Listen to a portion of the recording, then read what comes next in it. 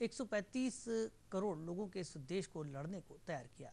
उन्होंने तत्काल लॉकडाउन का निर्णय लेकर लोगों के स्वास्थ्य की रक्षा की, जिसे विश्व स्वास्थ्य संगठन ने भी सही समय पर लिया गया सही निर्णय बताया।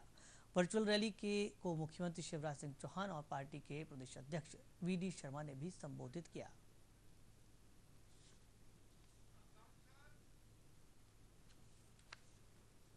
उनकी तकलीफों को जाना, उनकी समस्याओं को समझा और एक लड़ी में पिरोते हुए सारे देश को कोरोना से लड़ने के लिए तैयार किया।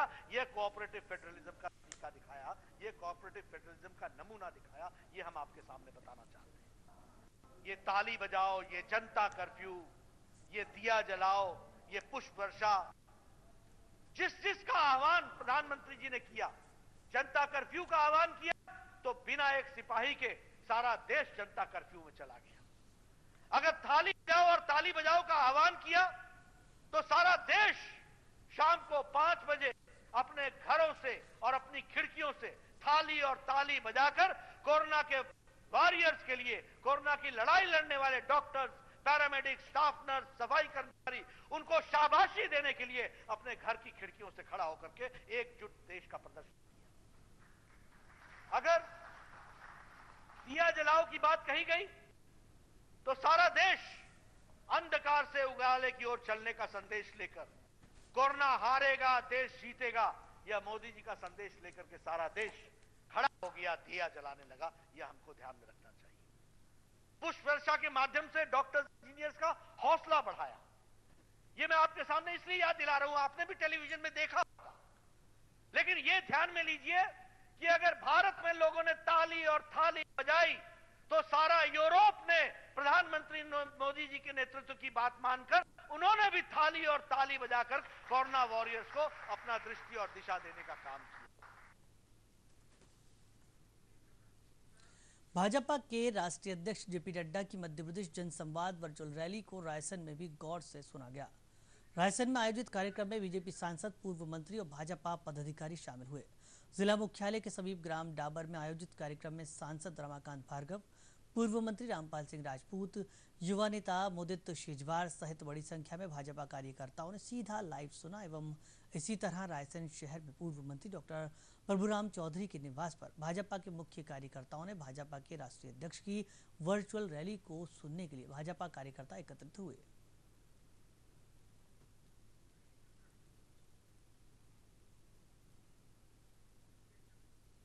भाजपा के राष्ट्रीय अध्यक्ष जेपी नड्डा की वर्चुअल रैली में सीधी जिले के हर बूथ से लोग शामिल हुए। भाजपा जिला इकाई सीधी ने बीजेपी के राष्ट्रीय अध्यक्ष की रैली का जिला कार्यालय में सीधा प्रसारण दिखाया। जिला अध्यक्ष भाजपा इंद्र शरण सिंह ने कहा कि राष्ट्रीय अध्यक्ष की वर्चुअल रैली में जिले के हर बूथ से लोग शामिल हो रहे हैं, ऐसी व्यवस्था की गई थी।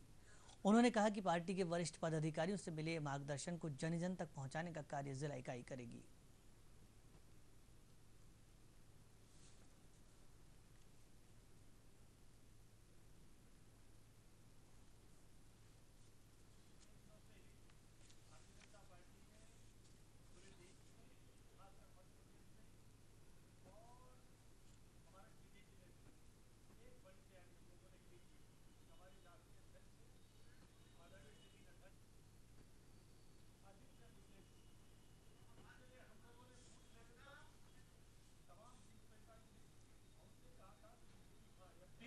और बीजेपी सीधी इस प्रकार से जो लिंक है, आप गांव लेवल तक, मतदान केंद्र स्तर तक आप सुने, उसके तहत पूरे मंडलों में मैसेज के माध्यम से, फोन के माध्यम से और मीटिंग्स के माध्यम से तमाम लोगों को यह सूचित किया गया था कि आज 3 बजे से आदरणीय जेपी नड्डा जी हमारे राष्ट्रीय अध्यक्ष वर्चुअल रैली को संबोधित करेंगे और वो हमारे सरकार की जो उपलब्धियां हैं केंद्र सरकार की, उसके बारे में चर्चा करेंगे और जो 20 लाख करोड़ का पैकेज भी आया है उसके संबंध में वो चर्चा करेंगे।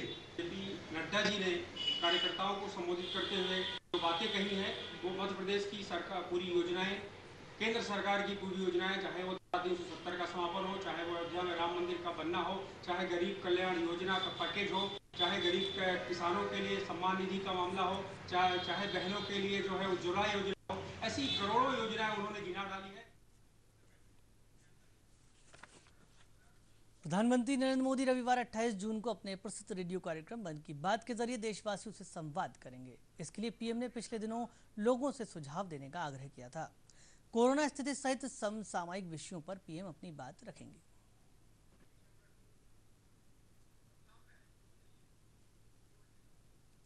ई ब्लड सर्विसेज मोबाइल एप्लीकेशन स्वास्थ्य और परिवार कल्याण मंत्री डॉक्टर हर्षवर्धन ने भारतीय रेड क्रॉस सोसाइटी के ई ब्लड सर्विसेज मोबाइल एप्लीकेशन का शुभारंभ किया।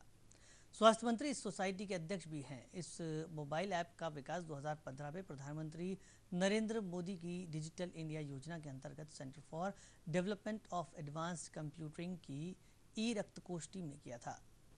डॉक्टर हर्षवर्धन ने इस अवसर पर कहा कि प्रधानमंत्री के जन केंद्रित दृष्टिकोण को ध्यान में रखते हुए डिजिटल इंडिया आंदोलन देश के प्रत्येक व्यक्ति के दैनिक जीवन का अभिन्न अंग बन गया है। रक्तदान ऐप इस बात का शानदार उदाहरण है कि डिजिटल इंडिया योजना रक्त से संबंधित सेवाओं को लोगों तक किस तरह पहुंचा रही है। उन्होंने कहा कि बहुत से लोगों को परिवार में स्वास्थ्य संबंधी कारणों से रक्त की नियमित रूप से आवश्यकता होती है। इस ऐप के जरिए एक बार में ब्लड बैंक से 4 यूनिट रक्त की मांग की जा सकती है। स्वास्थ्य मंत्री ने कहा कि आज जब देश कोविड-19 जैसी महामारी का सामना कर रहा है तो ये ऐप रक्त की आवश्यकता वाले रोगियों के लिए वरदान साबित होगा।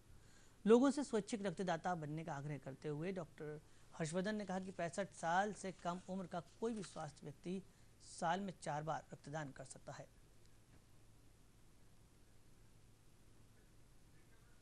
प्रदेश में कोरोना संक्रमण के मामले लगातार बढ़ रहे हैं। पिछले 24 घंटे में प्रदेश में 147 कोरोना पॉजिटिव मिले हैं। वहीं 8 कोरोना संक्रमित मरीजों की मौत हुई है। पिछले 24 घंटे के दौरान भोपाल में 32, इंदौर में 46, मुरैना में 10 कोरोना पॉजिटिव मिले हैं। इन्हें मिलाकर प्रदेश में अब तक कुल पॉजिटिव मामलों की संख्या बढ़कर 12,595 हो गई है। वहीं प्रदेश में कोरोना वायरस के संक्रमण से अब तक 542 लोगों की मौत हो चुकी है। राजधानी भोपाल में कोरोना के कुल 2,633 मामले हुए हैं। वहीं इंदौर में 4,507 मामले सामने आए हैं। अब तक प्रदेश में कोरोना संक्रमण से 9,619 मरीज स्वस्थ हो चुके हैं। वहीं 2,434 एक्टिव केस हैं। हालांकि राहत की बात है कि प्रदेश में वर्तमान में एक्टिव केसेस का आंकड़ा कुल स्वस्थ लोगों के आंकड़े से कम है। वहीं देश भर में कोरोना रोगियों के स्वस्थ होने की दर बढ़कर 57.43% हुई। अब तक देश में 2,58,685 संक्रमित रोगी ठीक हो गए हैं। स्वास्थ्य और परिवार कल्याण मंत्रालय ने बताया है कि कुल 15,968 नए मामले आने के साथ संक्रमितों की कुल संख्या 4,56,183 हो गई है। देश में कोविड-19 महामारी के फैलने से लेकर अब तक की यह सबसे अधिक संख्या है। एक दिन में इस संक्रमण के 465 लोगों की मृत्यु होने के साथ मृतकों की संख्या 14,476 हो गई है।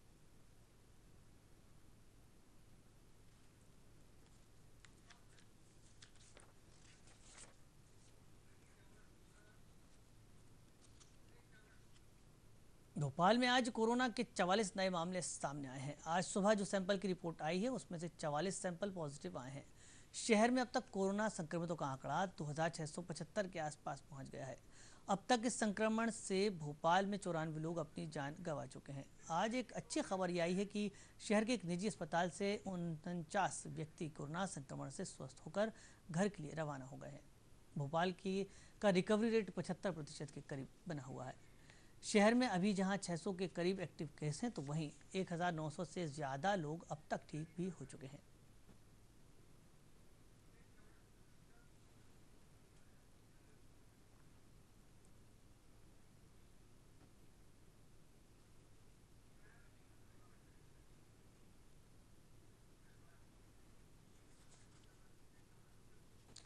प्रदेश के सबसे बड़े शहर और व्यावसायिक राजधानी इंदौर में कोरोना के मामले थम नहीं रहे हैं। यहाँ पिछले 24 घंटे में कोरोना के 36 नए पॉजिटिव मिले हैं।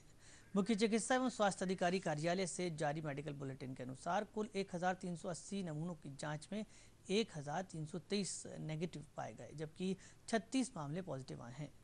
इन्हें मिलाकर जिले में अब तक कुल संक्रमितों का आंकड़ा 4,543 हो गया है। हालांकि इनमें से अब तक 3,367 कोरोना सर्वाइवर कोरोना से जंग जीतकर सकुशल अपने घर पहुंच चुके हैं। वहीं जिले में 3 नई मौतों को मिलाकर अब तक कुल 2,014 मौतें दर्ज की जा चुकी हैं। जिले में अभी तक कुल 78,842 नमूनों की जांच हो चुकी है। जिले में मरीजों का रिकवरी रेट निरंतर सुधरते हुए 74.11 हो गया है, जो कि एक सुखद संकेत है। वहीं विदेशों में फंसे भारतीयों के स्वदेश लौटने का सिलसिला जारी है। इसी क्रम में इंदौर के देवी अहिल्याबाई होलकर विमानतल पर 2 अंतर्राष्ट्रीय उड़ानें पहुंची। पहला विमान शारजहां से 157 यात्रियों को लेकर पहुंचा, जबकि दूसरा विमान किर्गिस्तान की राजधानी बिश्केक से 148 यात्रियों को लेकर पहुंचा। बिश्केक फ्लाइट में 58 यात्री मध्य प्रदेश के थे, जबकि 24 राजस्थान के, 65 छत्तीसगढ़ के और 1 यात्री दिल्ली का था। विमानतल पर कोरोना प्रोटोकॉल का पालन करते हुए सभी यात्रियों की स्क्रीनिंग की गई। इस मौके पर इंदौर की पूर्व महापौर मालिनी गौड़ ने यात्रियों का स्वागत किया।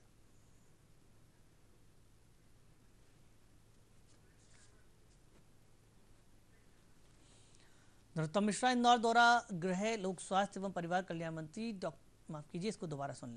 लोक स्वास्थ्य एवं परिवार कल्याण मंत्री गृह मंत्री डॉक्टर नरोत्तम मिश्रा ने इंदौर में स्वास्थ्य एवं सुरक्षा व्यवस्थाओं की समीक्षा करते हुए कोरोना टेस्ट सैंपल रिपोर्ट को 24 घंटे में उपलब्ध कराने के निर्देश दिए।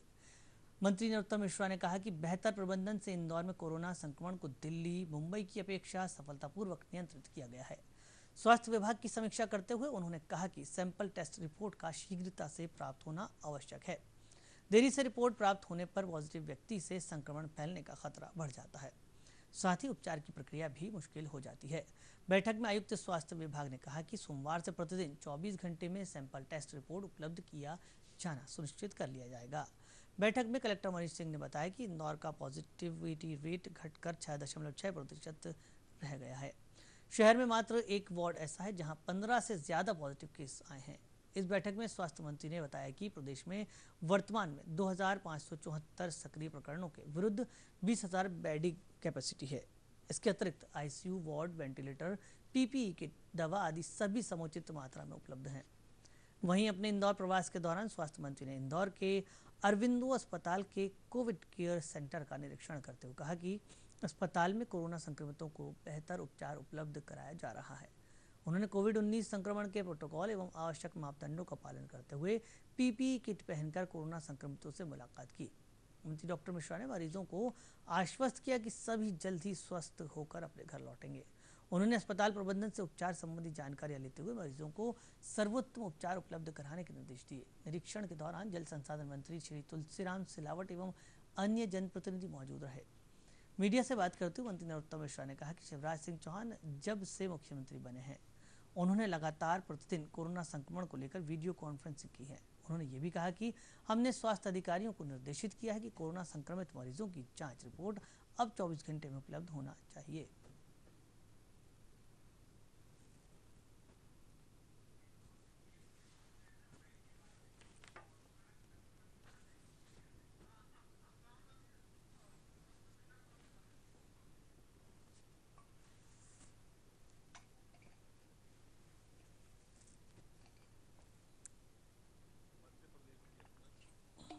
जमाती लोग आए उस समय इंटेलिजेंस फेल हुआ और उन्होंने ध्यान नहीं दिया। फरवरी से मार्च तक वो आते रहे और इंटेलिजेंस का ध्यान नहीं गया, सरकार का ध्यान नहीं गया, उस समय के तत्कालीन मुख्यमंत्री कमलनाथ जी का ध्यान नहीं गया। इंदौर का उस समय का तात्कालिक प्रशासन और मध्य प्रदेश का उस समय का कमलनाथ जी का शासन आईफा अवार्ड की चिंता कर रहा था। ये दोनों ही जमाती की चिंता नहीं हुई, कोरोना की चिंता नहीं हुई और उसके कारण से इंदौर में ये स्थिति भयावह बनी। लेकिन माननीय मुख्यमंत्री शिवराज सिंह चौहान जी ने 23 तारीख को शपथ ली रात को 9 बजे और 23 तारीख को रात को 10 बजे कोरोना की बैठक पहली मुख्यमंत्री किसी ने ली मध्य प्रदेश की। वो लोग जो कहते थे कि इंदौर चीन के वुहान जैसा हो गया है, मैं आपके माध्यम से उन्हें ये संदेश देना चाहता हूं कि मध्य प्रदेश के इंदौर में, महाराष्ट्र के मुंबई में, हिंदुस्तान की राजधानी दिल्ली में, ये तीनों में कमोबेश एक साथ ये शुरू हुआ। कमोबेश अब आप तीनों की तुलना करेंगे तो पाएंगे कि मध्य प्रदेश की सरकार ने और इंदौर के शासन और प्रशासन ने कैसा काम किया, यहाँ के जनप्रतिनिधियों ने कितनी चिंता की, यहाँ के जो नेता हैं उन्होंने कैसी चिंता की। आज बंबई के अंदर और दिल्ली के अंदर मैं कोई भाजपा सरकारों की तारीफ नहीं कर रहा, लेकिन जहां जहां भारतीय जनता पार्टी की सरकार है वहां वहां पूरी तरह से नियंत्रण में हम करते चले जा रहे हैं। मैं किसी दूसरी पार्टी की आलोचना करने के लिए भी नहीं बैठा, पर यह सच है कि आज दिल्ली के अंदर बेड नहीं है, आज दिल्ली के अंदर आईसीयू की उतनी व्यवस्था नहीं है, आज दिल्ली के अंदर वेंटिलेटर की उतनी व्यवस्था नहीं जितने पेशेंट है। हमारे मध्य प्रदेश के लोग भी दिल्ली से लौट लौट के आ रहे हैं। एक जवान खो दिया हमने, नौजवान कमो। तो ये थे गृह मंत्री जो बता रहे थे इंदौर के हालात में। इस पर विस्तृत से जानकारी लेने के चलते हमारे संवाददाता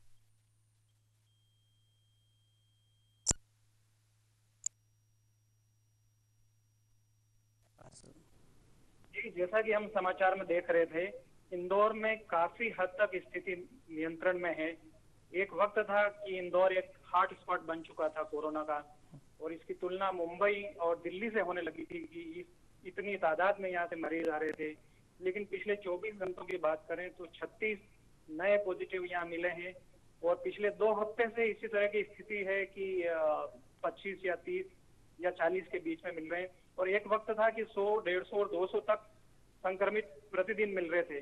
तो ये कहा जा सकता है कि स्थितियां नियंत्रण में आ रही है इसने, और रिकवरी रेट भी काफी अच्छा हो गया है। 3,367 कोरोना सर्वाइवर यहाँ से ठीक होकर अस्पतालों से जंग जीत कर कोरोना से अपने घर पहुंच चुके हैं, और प्रतिदिन भी इसमें इजाफा हो रहा है।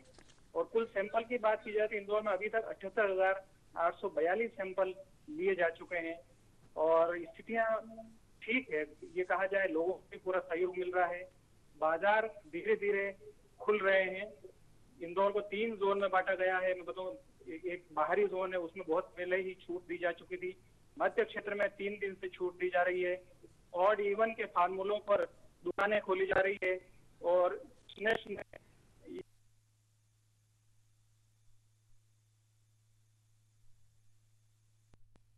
अंतर्राष्ट्रीय फ्लाइट भी इंदौर में आई है। वंदे भारत मिशन के तहत बाहर फंसे विदेशों में फंसे भारतीय कम से कम 3 फ्लाइट यहाँ आ चुकी है।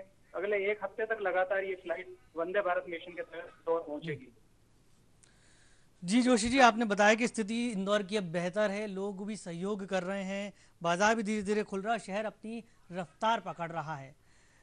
लोगों, जैसे आपने कहा कि लोगों का किस तरह का सहयोग मिल रहा है, जैसे आप कह रहे हैं, तो लोगों का सहयोग मिल रहा है बराबर। जो सोशल डिस्टेंसिंग है का पालन करना है, हो या मास्क लगाना हो या अन्य सावधानी बरतना हो। दूसरी बात मैं बताऊं, जो इनका पालन नहीं कर रहे हैं, स्पॉट फाइन भी लगाया जा रहा है। नगर निगम द्वारा स्पॉट फाइन भी लगाया जा रहा है। उसके डर से जो लोग नहीं पालन करना चाहते हैं, नहीं कर रहे हैं, वो भी पूरी सावधानी बरत रहे हैं। इस तरह से कहा जाए, और प्रशासन, खासतौर से प्रशासन ने काफी मेहनत करके और स्वास्थ्य कर्मियों ने मिलकर इस शहर को सुधारा है। तो उम्मीद करें कि निश्चित रूप से हम इस पर जल्द ही जीत हासिल कर लेंगे कोरोना पर।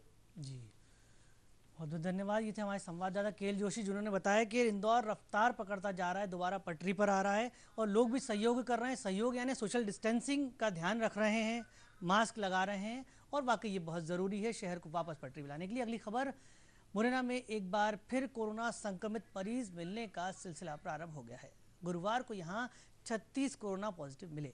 ये एक दिन में जिले में सर्वाधिक मरीज मिलने का रिकॉर्ड है। देर रात आई 2 लैब की 135 सैंपल जांच रिपोर्ट में से 94 निगेटिव हो गई हैं, वहीं 5 की जांच रिजेक्ट हो गई। मुरैना जिले के 112 संक्रमित मरीज मुरैना ग्वालियर के अस्पतालों में इलाज करा रहे हैं। कल कोरोना संक्रमित मिले सभी मरीजों में से 27 की जहां कॉन्टैक्ट हिस्ट्री है, वहीं 3 मरीजों की ट्रबल हिस्ट्री सामने आई है। फीवर क्लिनिक की जांच में भी 6 मरीज पॉजिटिव निकले हैं। पिछले 3 दिवस में संक्रमित आए मरीजों की कॉन्ट्रैक्ट हिस्ट्री सहित शासकीय कार्यालयों के अधिकारी कर्मचारियों के 311 सैंपल लिए गए थे।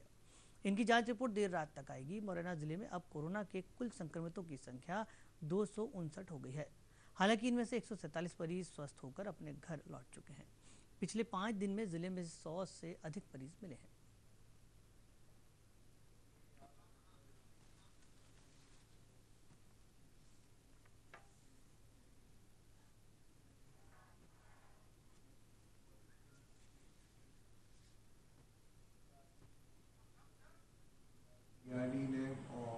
वाराणसी लैब से रिपोर्ट आई हैं, उसमें 35 पॉजिटिव हैं और एक पुराना रिपीट केस है।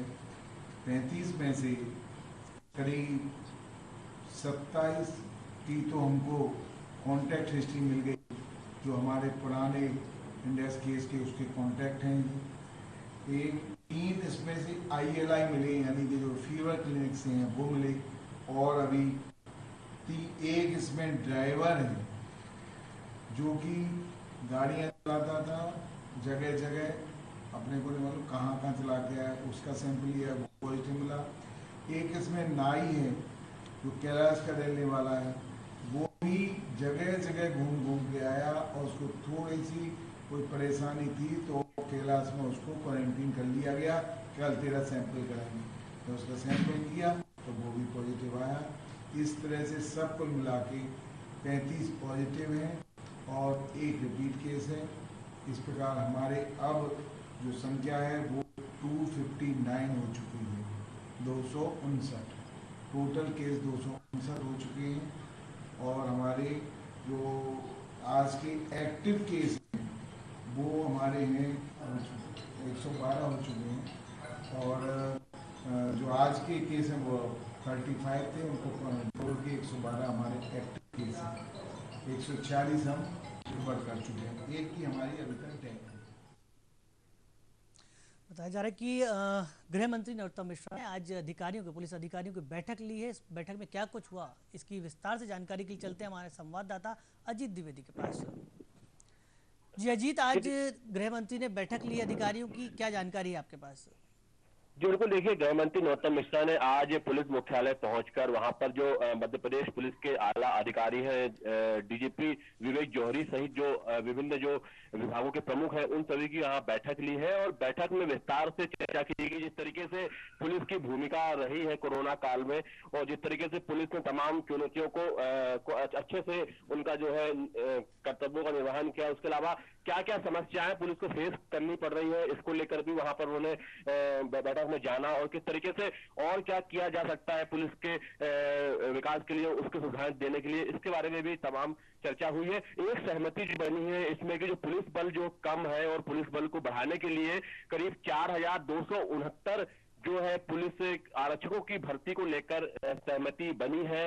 और ये बात सामने आई थी कि पुलिस बल जो है वो कम है मध्य प्रदेश में और उसको बढ़ाया जाना चाहिए, क्योंकि जिस तरीके से कोरोना संकट में देखा गया है कि तमाम पुलिस की बहुत बड़ी भूमिका उभर के सामने आई है, और लॉ एंड ऑर्डर की ड्यूटी के साथ साथ दूसरी भी ड्यूटी जो है पुलिस को करनी पड़ी है। तो उसको देखते हुए एक बात सामने रखी गई बैठक में कि पुलिस बल बढ़ाया जाए, और जिस पर जो है सहमति बनी है। 4269 आरक्षकों की भर्ती के लिए सहमति बनी है, और कुछ प्रक्रिया होती है, केंद्र सरकार से भी कई चीजों पे मंजूरी ली जाएगी और इसको शायद आगे बढ़ाया जाएगा। इसके अलावा जो विभिन्न विभाग है, चाहे इंटेलिजेंस है, SF है, स्पेशल आर्म फोर्स है, उनके जो प्रमुख हैं, जो उनके प्रभारी हैं, उन्होंने अपनी अपनी बातें रखी, अपने अपने विभागों के संबंधित उन्होंने पूरा वहां पे खाका पेश किया कि किस तरीके से काम हो रहा है, चाहे इंटेलिजेंस में हो, चाहे SF में है, और चाहे जो स्टेट औद्योगिक जो पुलिस है उसको लेकर किस तरीके से काम हो रहा है, उसको लेकर भी वहां पर तमाम बातें हुई है, तमाम प्रेजेंटेशन वहां पर दिए गए। और उसके बाद जो है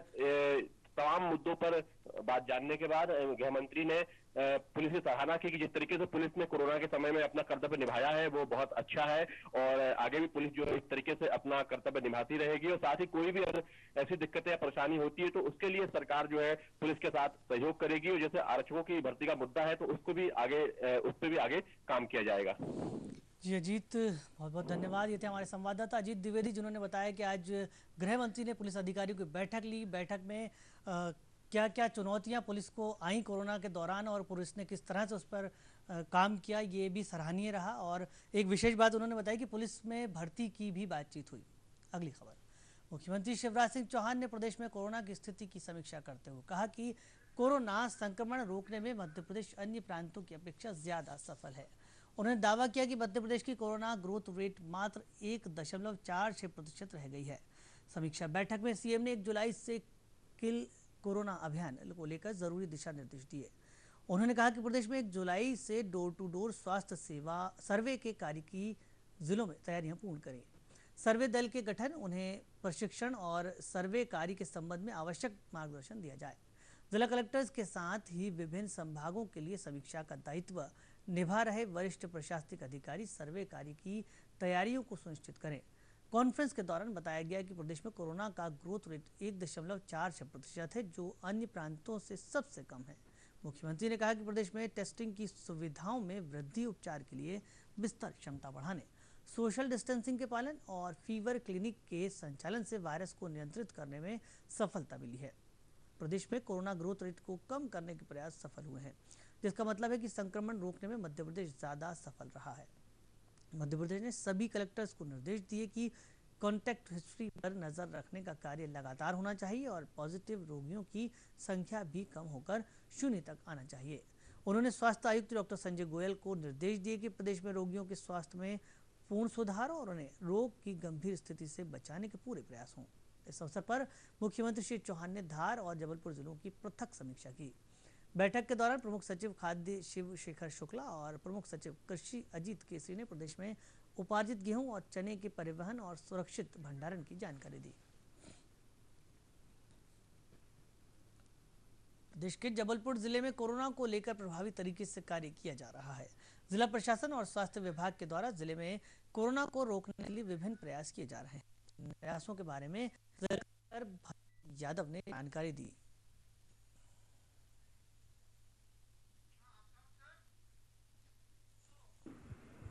सैंपल 11,552 भेजे गए। आज 50 पूल सैंपल भेजे गए और अभी तक कुल 470 पूल सैंपल भेजे गए। जो 470 पूल सैंपल अलग अलग जगहों से लिए गए, सराफा से, सब्जी विक्रेताओं के, फल विक्रेताओं के, ग्वारी घाट से, प्राइवेट अस्पतालों के स्टाफ के। अभी तक पूल सैंपल से एक व्यक्ति पॉजिटिव आए, सब्जी विक्रेता 2-3 दिन पहले आए थे। विगत 24 घंटे डिस्चार्ज किए गए व्यक्ति की संख्या 1। आज दिनांक तक कुल डिस्चार्ज किए गए व्यक्ति 298। विगत 24 घंटे में पॉजिटिव पाए गए व्यक्तियों की संख्या 7। बचे हुए एक्टिव केस 68। आज दिनांक तक कुल संक्रमित व्यक्तियों की संख्या 380। आज दिनांक तक कुल मृत मरीजों की संख्या 17। कुल सस्पेक्ट व्यक्तियों की संख्या 269। कुल एक्टिव कंटेनमेंट क्षेत्र 13। संस्थागत quarantine 492। Home quarantine 3,593। True not से भी विक्टोरिया में सैंपलिंग शुरू हुई है और कंफर्मेशन भी अब वहीं होने लगा है।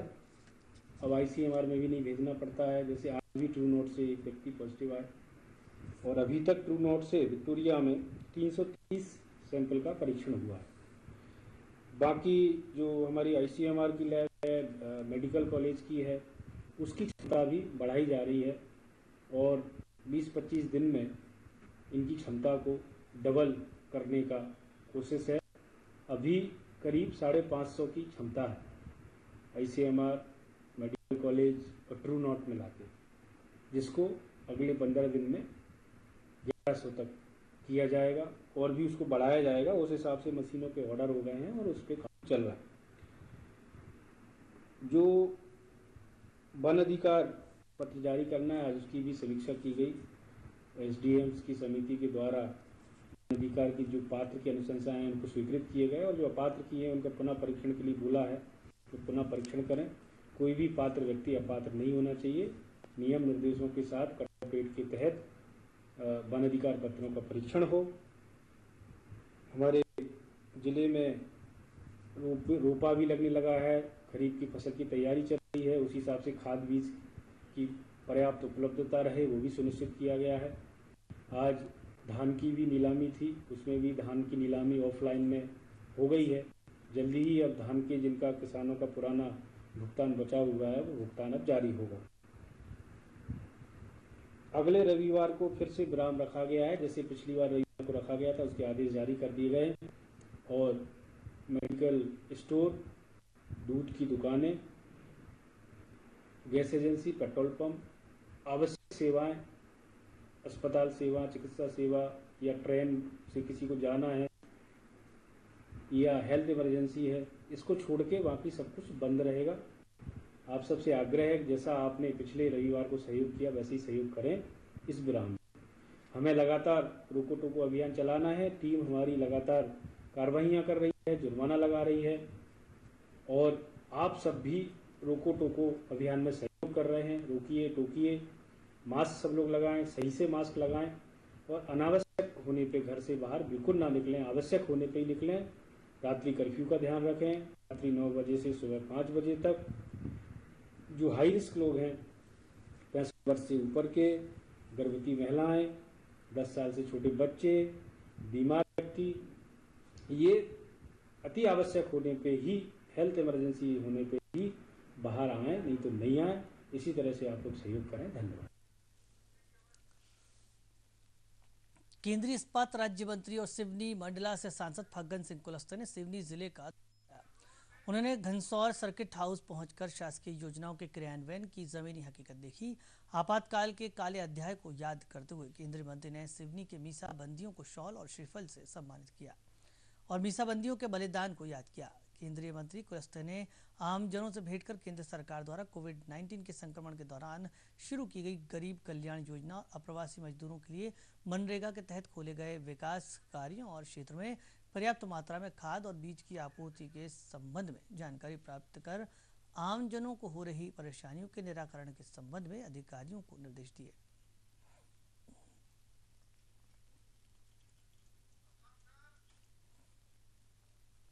चूँकि मेरा क्षेत्र है, मैं यहाँ के प्रतिनिधि हूँ और इस नाते सरकार ने भी कुछ काम किया। वैसे मैंने अभी पिछले हफ्ते में भी आया था, जिले के अधिकारी हैं, अलग अलग हमारे वर्कर से भी मैंने बातचीत किया था। व्यक्तिगत तौर से हेडक्वार्टर मुख्यालय में थोड़ा लोगों से मिलना नहीं हुआ था घनसौर में, और धनौरा भी अभी जाने वाला हूँ। बाकी सभी विकास खंडों में जाना हुआ मेरा। इस पूरे कोरोना की इस महामारी के इस संकट से तो केवल उद्देश्य हमारा यही है कि एक बार परिस्थितियों को थोड़ा जानने के लिए सरकार ने जो जो प्रयास किए हैं, प्रवासी मजदूरों के संकट, उनकी समस्याओं के समाधान के कारण मनरेगा का भी प्रावधान किया गया है। अब ये खेतीबाड़ी का भी समय है, तो बीज है, बोनी है, खाद है, ये सब चीज़ों के बारे में थोड़े जानकारी हासिल करना और जो आवश्यक है इस समय जो ज़रूरत है उसके बारे में बातचीत करना और उसका रास्ता हम कैसे निकाल सकते हैं अगर कोई दिक्कत है तो इस प्रकार की थोड़ी जानकारी भी प्राप्त करना और इसीलिए अधिकारियों से भी चर्चा करके इसका समाधान करना। 12वीं की परीक्षाएं रद्द। केंद्र और केंद्रीय माध्यमिक शिक्षा बोर्ड सीबीएसई ने उच्चतम न्यायालय को बताया कि पहली से 15 जुलाई तक निर्धारित 10वीं और 12वीं कक्षा की बकाया परीक्षाओं को कोविड-19 महामारी के मद्देनजर रद्द करने का फैसला किया है। बोर्ड ने यह भी कहा कि ये परीक्षाएं बाद में आयोजित की जाएंगी। उच्चतम न्यायालय देश में कोविड-19 के बढ़ते प्रकोप की वजह से पहली से 15 जुलाई तक होने वाली 12वीं की कक्षा की बाकी परीक्षाओं को रद्द करने संबंधी याचिकाओं की सुनवाई कर रहा था। सॉलिसिटर जनरल तुषार मेहता ने न्यायमूर्ति एम खानविलकर की अध्यक्षता वाली पीठ को बताया कि 12वीं कक्षा के विद्यार्थियों के कार्य निष्पादन का पिछली परीक्षा के आधार पर आकलन करने के लिए भी एक योजना बनाई गई है।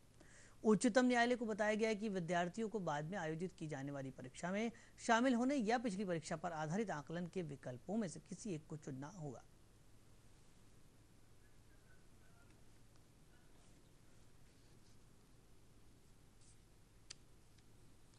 कोरोना संक्रमण काल के दौरान महिलाओं को आत्मनिर्भर बनाने केंद्र कई प्रयास कर रही है। इसी कड़ी में सरकार स्व सहायता समूह के माध्यम से महिलाओं को काम देकर उन्हें सशक्त बनाने में जुटी है। सिवनी जिले की महिलाएं कैसे आत्मनिर्भर हो रही हैं, देखिए इस रिपोर्ट में।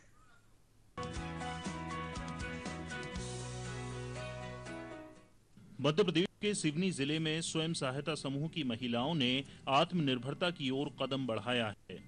कोरोना संकट काल के दौरान लगभग 60 स्वयं सहायता समूह ने 1,30,000 से ज्यादा मास्क बनाकर अतिरिक्त आमदनी तो की ही है, साथ ही मास्क की मांग की कमी को भी दूर किया है। भारत सरकार के ग्रामीण विकास मंत्रालय द्वारा ग्रामीण राष्ट्रीय आजीविका मिशन योजना के अंतर्गत सिवनी जिले में संचालित महिला सहायता समूह ने मास्क, सैनिटाइजर और साबुन का निर्माण कर आमजनों को सस्ती दर पर मुहैया कराया, बल्कि इसे अपनी आय का साधन भी बना दिया। हमारे यहाँ लगभग 55 से 60 ऐसे समूह हैं जो मास्क बना रहे हैं। दिन रात महिलाएं हैं जो मास्क बना रही हैं। चूंकि क्या है कि लॉकडाउन का टाइम जैसे चालू हुआ, मास्क की उपलब्धता नहीं थी। जैसे ही हमें ऊपर हमारे जो राज्य कार्यालय के निर्देश मिले कि क्यों ना हमारे यहाँ की गरीब महिलाएं हैं इस समय में, कोविड-19 के समय में जहाँ पे मास्क उपलब्ध नहीं थे, तो ऐसा कुछ हम उनको प्लेटफॉर्म दे ताकि उनको 2 पैसों की आमदनी भी हो। तो हमारे समूह की महिलाएं जो पहले से ही ट्रेन थी, सिलाई कार में दक्ष थी, तो हमने उनको मास्क का काम दिया। तो ये हमको विभिन्न जो है योजनाएं हैं, जैसे हमारी स्वच्छ भारत मिशन है, मनरेगा के मजदूरों के लिए बनाना था, तो हमको जिला पंचायत से ऑर्डर मिला। तो लगभग हमारे 55 से 60 समूह ऐसे हैं जो दिन रात मास्क बना रहे हैं। से सभी को विदित है कि अभी कोविड-19 का टाइम था, बाहर कोई रोजगार उपलब्ध नहीं थे, तो ये घर बैठे उनको हमने काम दिया। आजीविका मिशन के माध्यम से उनको काम मिला है, तो वो दिन रात घर पे बैठ के वो और उनका परिवार उनका सहयोग करता है और उन्होंने ये 2 पैसा आमदनी कमाई है। तो विभिन्न योजनाओं से जिस प्रकार से हमें मांग आई, हमने उसकी पूर्ति करी है। हम महिलाएं पहले से सिलाई करते हैं। सभी महिलाएं लगभग समूह की महिलाएं जरूरतमंद ब्लाउज, यूनिफॉर्म, ड्रेस, सूट की सिलाई सभी महिलाएं करती हैं। और अभी हम इसके पहले मशरूम का उत्पादन भी कर रहे थे समूह की महिलाएं सभी मिलके। इससे हमारी आर्थिक स्थिति भी मजबूत हो रही थी और एक तरीके से हम लोगों का मान सम्मान भी बढ़ रहा था। हम सारी महिलाओं ने 25,000 मास्क बनाया है। ग्राम पंचायतों में और मनरेगा में सीओ ऑफिस में भेजा है। सब इंजीनियरों के द्वारा फिर रोजगार गारंटी के कामों में डिवाइड हुआ है। कोरोना महामारी को दूर करने के लिए कुछ हमारे गांव में हैं या जो रोड से आ रहे जा रहे थे मजदूर भाई बहन जो मास्क नहीं खरीद सक रहे थे, कुछ मास्क हमने उनको निःशुल्क दिया है, उन भाई बहनों को निःशुल्क दिया है। और एक तरीके से हम सारी महिलाओं ने स्वसहायता समूह की मिल के कि हमारे यहाँ से महामारी को कैसे दूर किया जाए और इसमें हम कैसी अपनी सहभागिता दिखाएं, तो हमने मास्क के जरिए सारी महिलाओं ने अपना योगदान दिया है। सिवनी जिले की नंदोरा ग्राम में एकता आजीविका महिला स्व सहायता समूह की ये महिलाएं मास्क निर्माण के साथ ग्रामीण क्षेत्रों में निःशुल्क मास्क भी वितरित करती हैं। समूह के सभी महिलाएं मिलकर मास्क बनाते हैं। कोरोना महामारी जो फैल रही है, हम सोचते हैं कि ये थोड़ा कम होए। हमारे आने जाने वालों को भी मास्क दिए हैं, इधर गांव में आने जाने वालों को, जो किसी को नहीं मिलते, मजदूर वर्गों को भी, और सभी लोगों को मतलब मास्क प्राप्त करवाए हैं। गांव में हमने सोचे कि मास्क बनाया जाए ताकि सभी को आसानी से उपलब्ध हो मास्क। पंचायतों में भी दिए जिससे हमारी आमदनी भी हुई और हमारी आमदनी में भी हमको भी थोड़ा अच्छा लगा। हमको सहभागिता मिला, काम करने का मौका मिला। हमारे समूह की महिलाओं को और आगे भी काम मिले। हम चाहते हैं कि अभी जो भी काम आए तो हम कर सकें मिलकर। सिलाई का ही काम करते हैं हम। सिवनी जिले में लगभग 60 स्व सहायता समूह मास्क निर्माण का कार्य कर रहे हैं। सिलाई कार्य में दक्ष इन समूहों ने बड़े पैमाने पर मास्क, साबुन, सैनिटाइजर का निर्माण किया, जिससे इन महिलाओं की आमदनी तो बढ़ी ही, साथ ही महिलाओं से जुड़े परिवार भी आत्मनिर्भर बने हैं।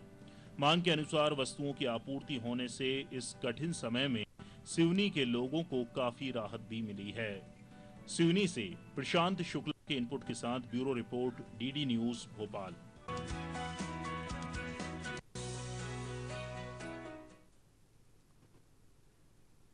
हाल ही में सोशल मीडिया पर यह दावा किया जा रहा था कि आयुष मंत्रालय से एक डॉक्टर को निकाल दिया गया है। इस ट्वीट में बताया जा रहा था कि बाबा रामदेव के कोरोनिल दवा पर रोक लगाने वाले डॉक्टर को आयुष मंत्रालय से हटा दिया गया है। पीआईबी फैक्ट चेक की टीम ने जब इस मैसेज की सच्चाई पता करने की कोशिश की तो पता चला कि इस तरह का दावा पूरी तरह से निराधार है। आयुष मंत्रालय से किसी भी डॉक्टर को नहीं निकाला गया है। मंत्रालय के अनुसार हाल ही के दिनों में किसी भी डॉक्टर या चिकित्सा अधिकारी को किसी भी ड्यूटी या सेवा से नहीं हटाया गया है।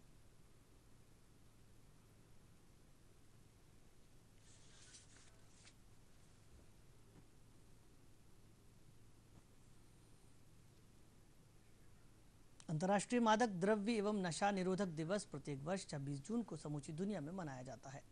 नशीली वस्तुओं और पदार्थों के कहर एवं प्रकोप से मुक्ति हेतु संयुक्त राष्ट्र महासभा ने 7 दिसंबर 1987 को इस दिवस को मनाने का निर्णय लिया था। ये एक तरफ लोगों में नशा मुक्ति की चेतना जगाता है, वहीं दूसरी ओर नशे के लती से लगे लोगों की दिशा में भी महत्वपूर्ण कार्य करता है। देश एवं दुनिया में दिन प्रतिदिन शराब, मादक पदार्थों एवं द्रव्यों के सेवन की बढ़ती हुई प्रवृत्ति को रोकने के लिए एक जन अभियान रूप में यह दिवस मनाया जाता है। समाज में बढ़ती हुई मद्यपान, तंबाकू, गुटखा, सिगरेट की लत एवं नशीले मादक द्रव्यों पदार्थों के दुष्परिणामों के कारण अनेक जिंदगियां आज मौत की अंधी सुरंगों में धंस रही हैं। प्रदेश के विभिन्न जिलों में भी नशा निवारण दिवस पर विभिन्न कार्यक्रम आयोजित किए जा रहे हैं।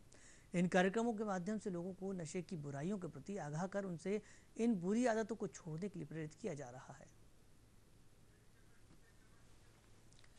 कानून मंत्री रविशंकर प्रसाद ने आरोप लगाया है कि राजीव गांधी फाउंडेशन ने वर्ष 2006 में चीन से अनुचित लाभ लिया है। रविशंकर प्रसाद ने राजीव गांधी फाउंडेशन की 2005-6 की रिपोर्ट का हवाला दिया, जिसमें चीनी कम्युनिस्ट पार्टी के को पार्टनर और दिल्ली स्थित चीनी दूतावास को डोनर की सूची में दिखाया गया है। इसके साथ ही फाउंडेशन की 2006-7 के विदेशी सहायता की रिपोर्ट में साफ बताया गया कि उसे चीनी दूतावास से 90 लाख रुपए की आर्थिक सहायता मिली थी।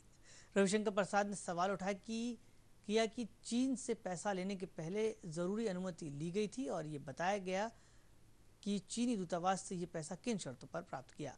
उन्होंने आरोप लगाया कि असल ये धन चीन के साथ फ्री ट्रेड एग्रीमेंट को प्रमोट करने के उद्देश्य से एक स्टडी कराने के लिए दिया गया था। एक नारा दिया था, उस समय कांग्रेस पार्टी के दरबारी अध्यक्ष थे देवकांत बरुआ।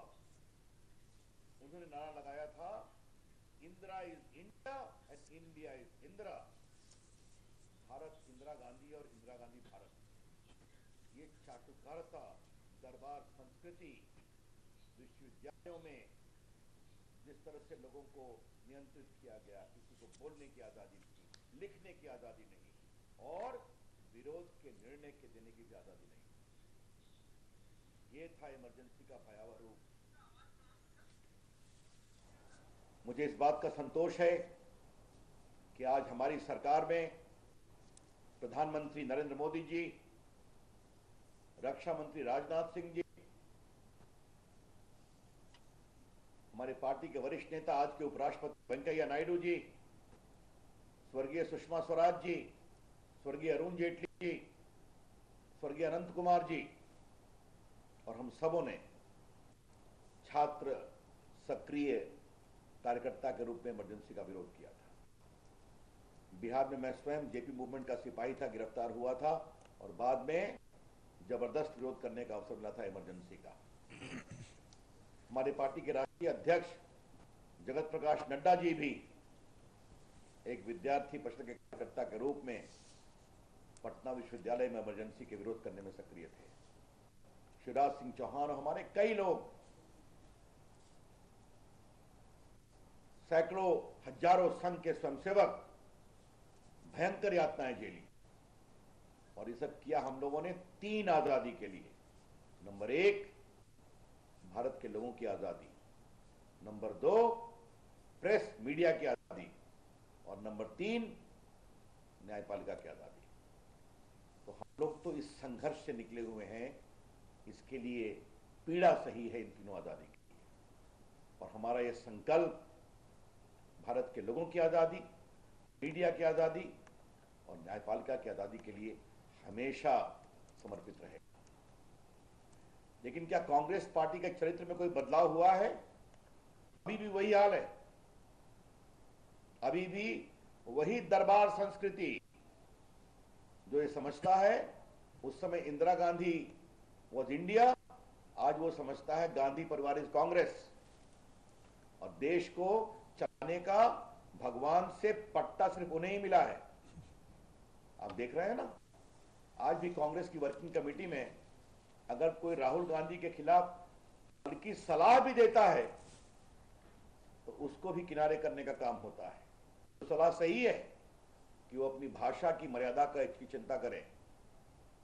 आज भी कांग्रेस पार्टी से जुड़े ऐसे कई वकील नेता हैं जिन्होंने भारत के मुख्य न्यायाधीश के खिलाफ बेबुनियाद आधार पर महाभियोग लाया था और बाद में जब उनको सैंक्शन नहीं मिला तो उसको चैलेंज किया था और बाद में उस केस को विड्रॉ कर लिया था। तो आज भी कांग्रेस पार्टी और उसके जुड़े हुए लोग न्यायपालिका पर दबाव देने। भारतीय अंतरिक्ष अनुसंधान परिषद के प्रमुख के सिवन ने कहा है कि भारत सरकार द्वारा अंतरिक्ष क्षेत्र में निजी क्षेत्र की भागीदारी को मंजूरी देने से अंतरिक्ष क्षेत्र की बढ़ती जरूरतों को पूरा किया जा सकेगा। उन्होंने कहा कि इससे अंतरिक्ष क्षेत्र के डिजिटल इंडिया अभियान में मदद मिलेगी। Department of Space will promote private sector space activities to enable it to provide end-to-end space services, including building and launching of rockets and satellites, as well as providing space-based services on commercial basis.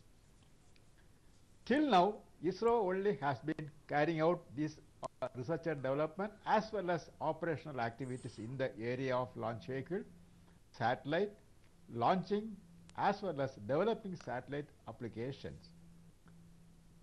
If the space sector is opened up, the potential of the entire country can be utilized to scale up the benefits from space technology. This will not only result in an accelerated growth of this sector, but will enable Indian industry to be an important player in the global space economy.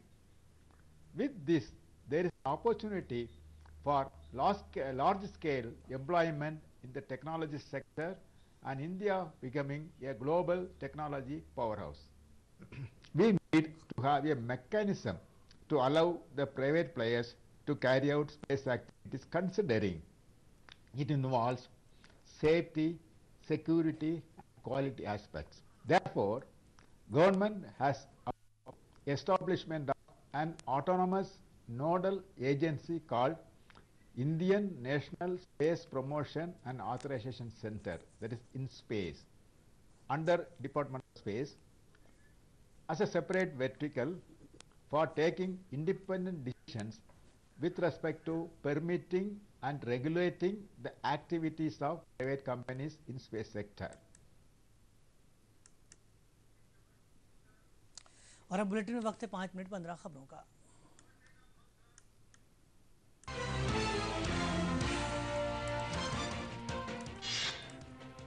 Corona virus के बढ़ते मामले को देखते हुए भारतीय railway ने किसी भी तरह की नियमित यात्री ट्रेन 12 अगस्त तक नहीं चलाने का लिया फैसला। रेलवे ने इस संबंध में एक सर्कुलर किया जारी।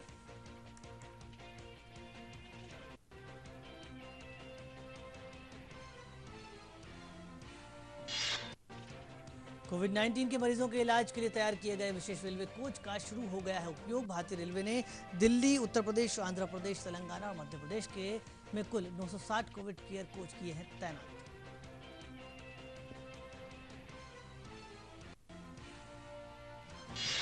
भारतीय जनता पार्टी के राष्ट्रीय अध्यक्ष जेपी नड्डा ने जनसंवाद वर्चुअल रैली के माध्यम से मध्य प्रदेश के पार्टी पदाधिकारियों एवं कार्यकर्ताओं को किया संबोधित। चीन सीमा विवाद को लेकर कांग्रेस पर साधा निशाना।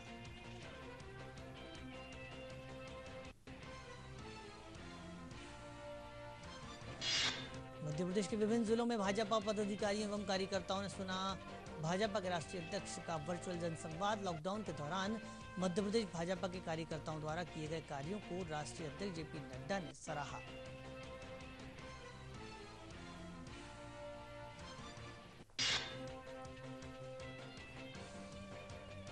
प्रदेश में बुधवार को 24 घंटे में मिले 147 नए संक्रमितों के बाद कोरोना पॉजिटिव की कुल संख्या हुई 12,595। कोरोना से जान गंवाने वालों का आंकड़ा हुआ 542। एक्टिव केसेस की तुलना में स्वस्थ होने वालों की संख्या ज्यादा।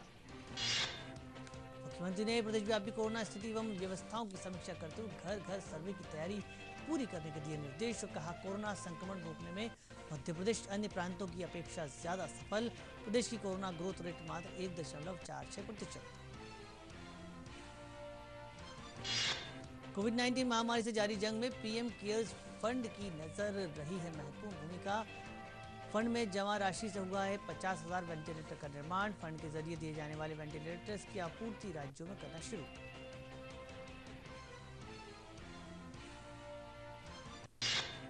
कोरोना संक्रमण के बीच अनेक जिलों में कोरोना सर्वाइवर के स्वस्थ होने का सिलसिला जारी। प्रदेश के कई जिलों में कोरोना सर्वाइवर की रिपोर्ट नेगेटिव आने के बाद जिले हुए पूरी तरह कोरोना मुक्त। प्रशासनिक अमले और चिकित्सकों का जताया कोरोना सर्वाइवर ने आभार। प्रधानमंत्री नरेंद्र मोदी रविवार 28 जून को अपने प्रसिद्ध रेडियो कार्यक्रम मन की बात के जरिए करेंगे देशवासियों से संवाद।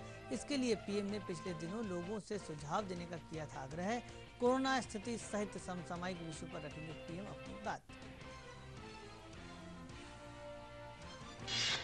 देश प्रदेश में आपातकाल के 45 वर्ष पूरे होने के मौके पर हुए कई कार्यक्रम। सिवनी में केंद्रीय इस्पात मंत्री फग्गन सिंह कुलस्ते ने किया मीसाबंदियों का सम्मान। आपातकाल को बताया देश के इतिहास का काला अध्याय।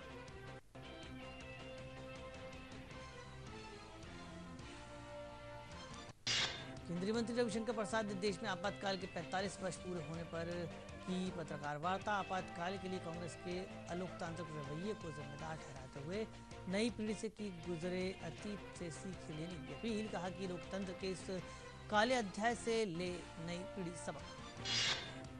प्रधानमंत्री नरेंद्र मोदी द्वारा शुरू की गई प्रधानमंत्री गरीब कल्याण रोजगार योजना को राज्य में मिल रहा है अच्छा प्रतिसाद। श्रमिकों में इस अभियान के शुरू होने से जागी एक उम्मीद की किरण। अपने गृह ग्राम में ही मिल सकेगा रोजगार।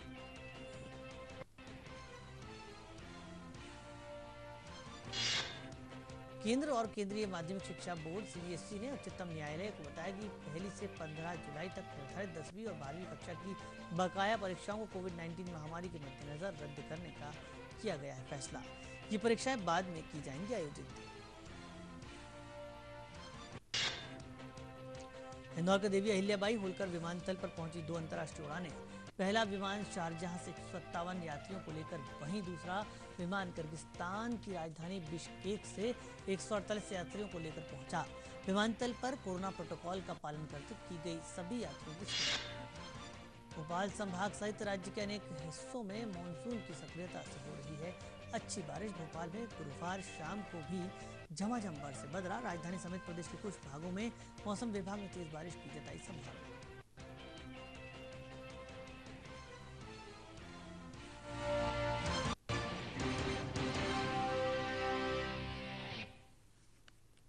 और अब अंत में मुख्य समाचार एक बार फिर।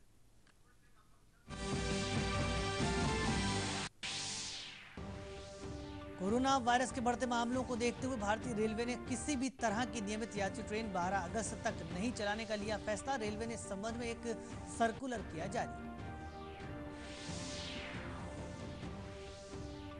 भारतीय जनता पार्टी के राष्ट्रीय अध्यक्ष जेपी नड्डा ने जनसंवाद वर्चुअल रैली के माध्यम से मध्य प्रदेश के पार्टी पदाधिकारियों एवं कार्यकर्ताओं को किया संबोधित। चीन सीमा विवाद को लेकर कांग्रेस पर साधा निशाना। प्रधानमंत्री नरेंद्र मोदी रविवार 28 जून को अपने प्रसिद्ध रेडियो कार्यक्रम मन की बात के जरिए करेंगे देशवासियों से संवाद। इसके लिए पीएम ने पिछले दिनों लोगों से सुझाव देने का किया था आग्रह। प्रदेश में बुधवार को पिछले 24 घंटों में मिले 147 नए संक्रमितों के बाद कोरोना पॉजिटिवों की कुल संख्या हुई 12,595। कोरोना से जान गंवाने वालों का आंकड़ा हुआ 542। एक्टिव केसेस की तुलना में स्वस्थ होने वालों की संख्या ज्यादा। मुख्यमंत्री ने प्रदेश व्यापी कोरोना स्थिति एवं व्यवस्थाओं की समीक्षा करते हुए घर घर सर्वे की तैयारियां पूरी करने के दिए निर्देश। कहा कोरोना संक्रमण रोकने में मध्य प्रदेश अन्य प्रांतों की अपेक्षा ज्यादा सफल।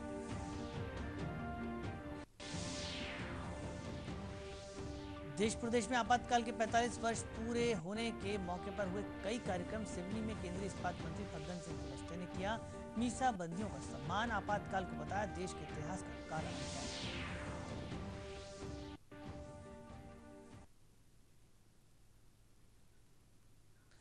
बुलेटिन में अभी बस इतना ही। आप कोरोना संक्रमितों को ध्यान में रखते हुए शासन द्वारा जारी किए गए सोशल डिस्टेंसिंग सहित सभी दिशा निर्देशों का पालन करें। जरूरत ना होने पर घर से बाहर ना जाएं।